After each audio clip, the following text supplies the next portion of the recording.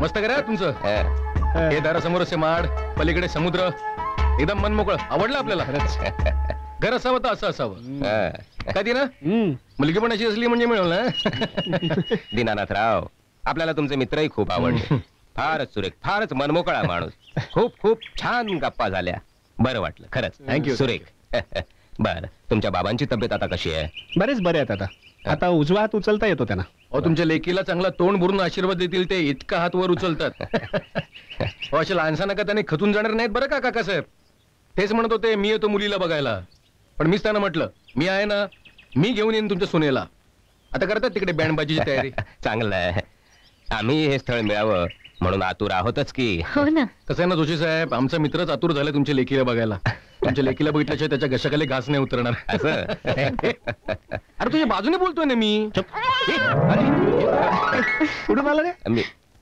ती ना हे ओळखीचं वाटतं नाही का? आमच्या लेकीच्या लाडाचं आहे ते. हो का? हो, हो. अच्छा अच्छा.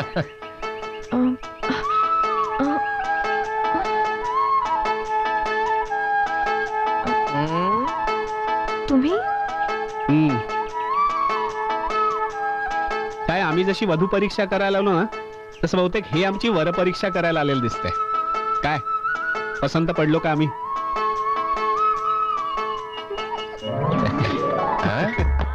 चला उत्तर मिळालं. आता मुहूर्त काढा आणि लाडू वळायला घ्या. ये हो आजी ये. आलं आपलं घर आलं.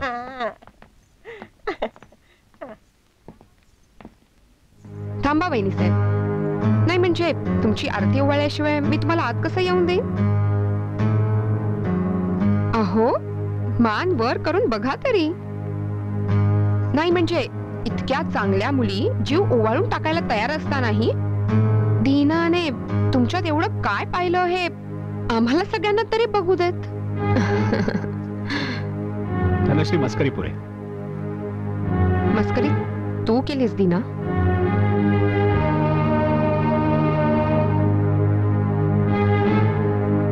नाही म्हणजे कुणालाच न सांगता सवरता तुला असा अचानकच तो घेऊन आला नाही का? अगो बघत काय उभी राहिली? ओवाय ना, लवकर ओवाय. हो हो.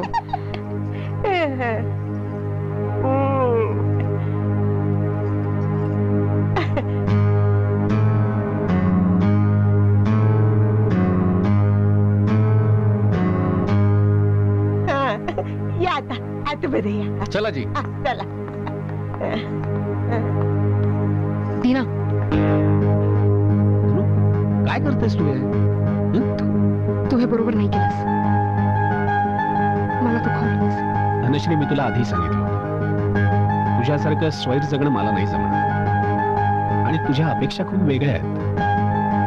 मुळात दोघांच्या जगण्याच्या कल्पनेमध्येच खूप अंतर आहे. माहितीये मला. दरिद्री आणि पिचलेलं आयुष्य जगायची हौसच रे तुला.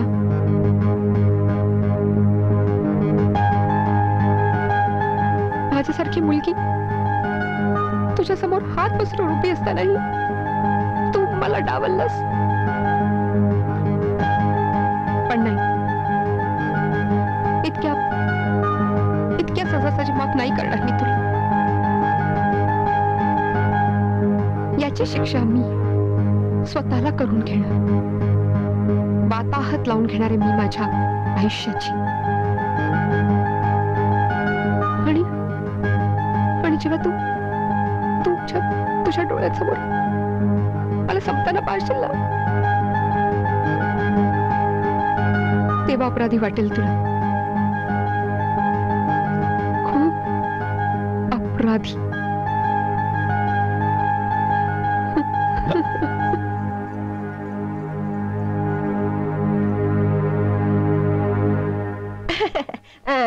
डुलकी लागली वाटते याला. कांता, सून आली हो तुझी. नमस्कार.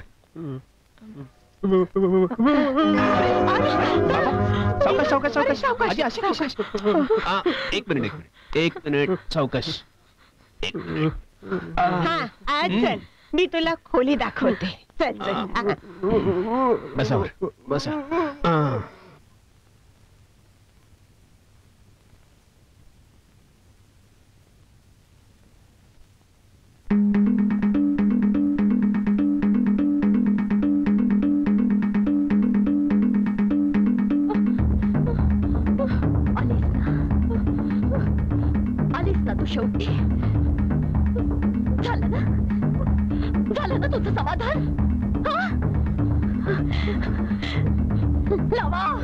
हातरे लावा.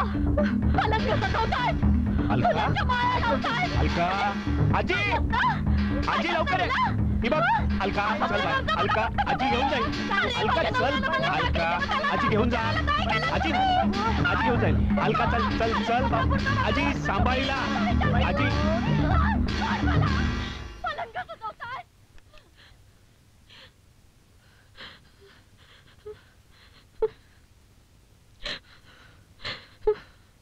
घाबरलीस का? तुम्ही फसवलत मला. मला यातलं काही सांगितलेलं नव्हतं. पण तुझ्या घरच्यांनी मी सगळी कल्पना दिली होती आणि त्यांनी तुला ती द्यावी अशी माझी अपेक्षा होती.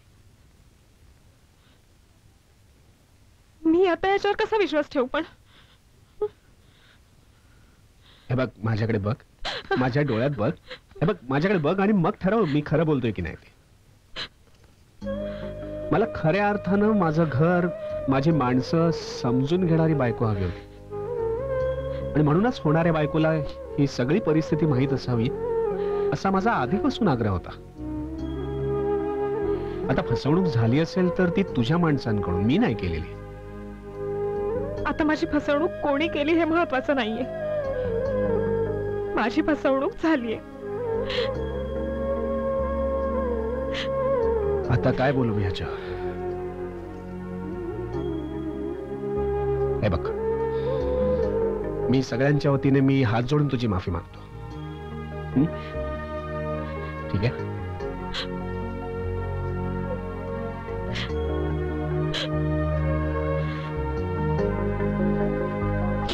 तू काही मनाविरुद्ध इथे राहून संसार करू नकोस माझ्या बरोबर. मी उद्या सकाळी तुला तुझ्या घरी नेऊन सोड. मी बाहेर जाऊन झोपतो. काळजी करू नकोस, घाबरू नकोस. आतून कडी लावून घ्यावं. मी आहे बाहेर.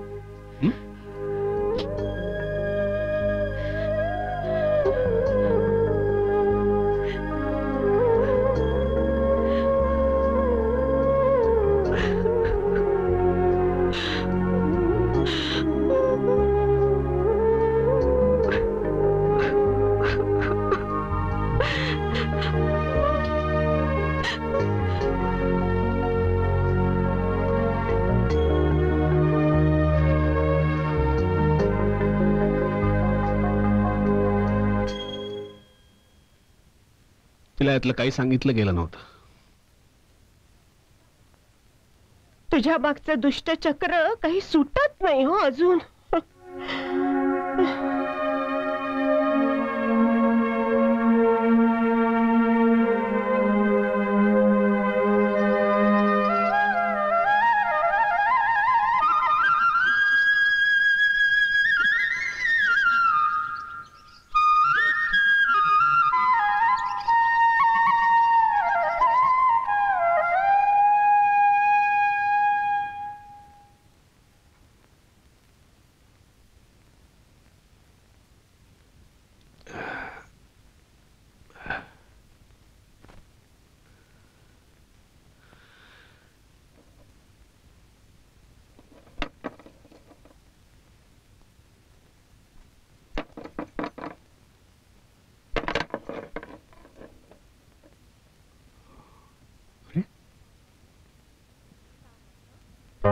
सावकाश. हा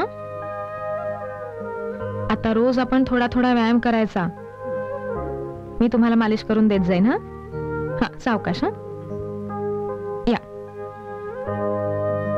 बसा इकडे आणि काही काळजी करू नका. या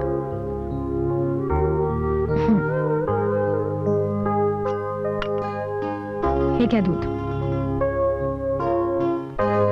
नमस्कार करते. हा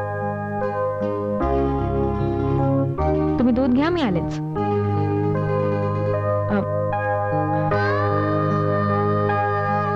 जायचंय ना? सोडू ना तुला.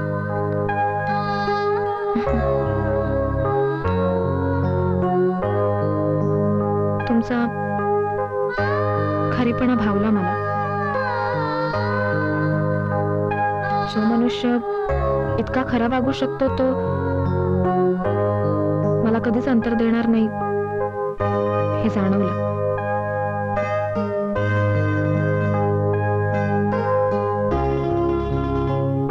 खरंच किती निरागस